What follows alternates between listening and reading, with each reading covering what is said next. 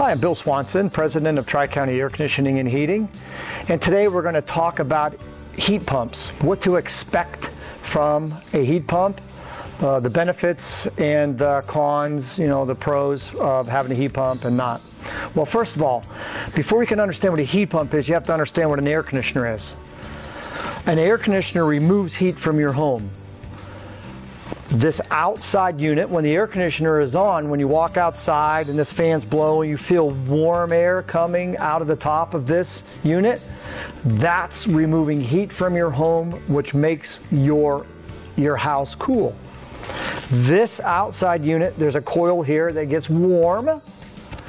This coil right here, from your indoor unit or the air handler, this is the cold. This is a cold coil, so you have cold refrigerant that comes through here. Air passes over this coil and then into your home, and it cools your home. We have a warm coil that discharges warm air. We have a cold coil that discharges cold air into your home. That's the basic function of an air conditioner.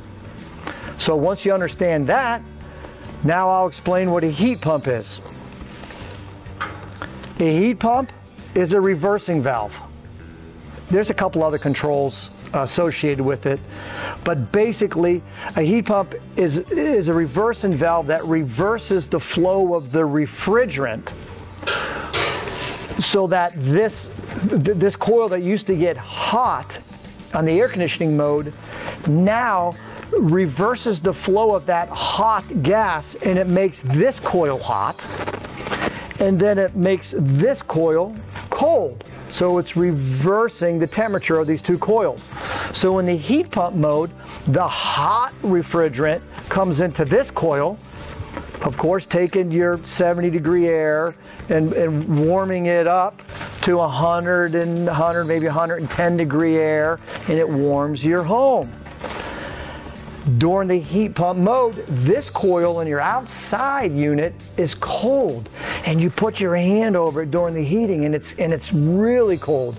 It may be 40 or 45 degrees outside, but the temperature of this air coming out of this unit will be 32, 33, 34 degrees, really cold.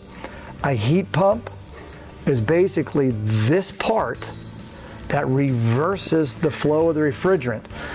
It also has another part that's called the defrost board. So there's more piping and there's main controls, but a defrost board.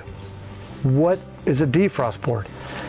Simply, it's a part that defrosts this cold coil during the heating mode. Again, when we're heating with a heat pump, this coil outside gets cold, very cold. Moisture can form on this outside coil, and it'll actually turn to frost. Sometimes you can see the white frost build up in the bottom of the unit. While this defrost board senses that, the heat pump loses its efficiency of pulling heat from the air and bringing it inside your house, and it turns the heat pump back into an air conditioner, which then heats the outside coil, which defrosts the frost that forms outside for just a few minutes, and then it turns back to the heating mode where this is hot, this is cold, and this is hot. The defrost board sort of reverses the flow back to defrost the frost on this outside unit. You now know everything about a heat pump. So now, what are the benefits of a heat pump? The benefits of a heat pump are the fact that if you don't have a heat pump, you have basically an electric resistance heater that fits right up in here, and this is a heat strip. This heat strip, let's just say on average, will run $1 an hour to heat your home. So every hour your home is heating, it costs $1 of electricity. A heat pump can do the same amount of heat that is produced in this heat strip for approximately 30 cents. Approximately 1/3 the cost. So the advantage of a heat pump is for every hour you're heating your home, it's about 1/3. Now, of course, that varies with efficiency of your heat pump and the size of the heat pump. But in general, it's 1/3 less to heat your home with a heat pump versus electric resistance heat strip.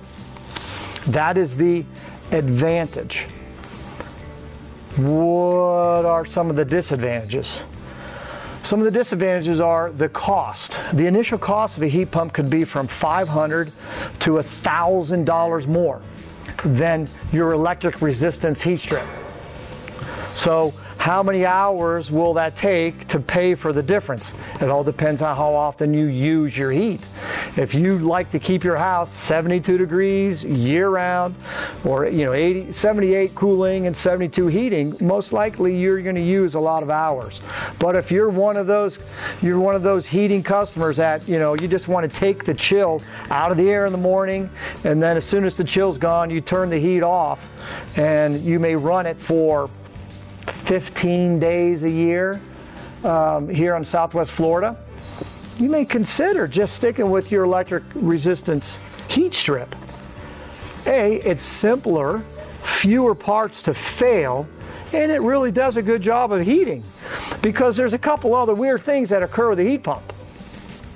One, that defrost cycle occurs when it's very cold outside. When it drops into the 30s, high 30s, sometimes low 40s, it will go back into defrost. So you're going to start blowing cold air into your home. Now, you do have a backup heat strip that will turn on to keep the air not as cold, but it is cool, and you'll feel cool air coming out of your vents during the defrost cycle, for maybe up to 5 minutes. That's alarming, and it could be uncomfortable for you. While that's going into defrost, there's things that are occurring. Electric resistance turns on. The temperature inside this coil goes from 140, 150 degrees down to 40, 50 degrees. That big temperature difference creates sometimes odors, creates different smells. Outside, this fan stops. The steam starts to come up, and it makes some noises, and it makes swooshing sounds. And of course, in the middle of the night, you hear a big swoosh and a clang, and you're like, oh, what is that? That's your heat pump going into the defrost mode. So there's a lot of things that can occur. I don't know if you've heard of dirty sock syndrome or not, but that 99.9% of dirty sock syndrome, which is an odor of dirty socks that comes out of this air handler, this coil, occurs in heat pumps. This coil gets 40 degrees, and then it gets 140 degrees when it switches from heating to cooling. It just creates a bacteria in there that in many homes creates an odor. So it's important that you understand what type of unit you have, what type of heating you have, and what to expect from that. The heat pump, when it goes into defrost, boom, it's going to make a swooshing sound, a clang, a knock. You'll see steam coming up from here. You'll start to smell the electric resistance heat strip sort of turn on, maybe for the first time. It's like, ooh, what's that odor? And it's going to blow cool air for a bit. That is actually a normal operation of a heat pump. And if you do not have a heat pump, it's simple. Fan turns on, blows over this heat strip heats your home, shuts off, and that's about it. So again, if you have any other questions, please call Tri-County Air Conditioning, and we'll continue to answer that. But I hope that helped you in determining, should I not have a heat pump? If you keep your home 72 degrees or warmer in the wintertime, you probably might consider a heat pump. If you're one that sort of just turns the heat on to take the chill out and then turns the heat off, and 68 degrees, you warm your home up in the winter, you may consider just getting electric strip heat.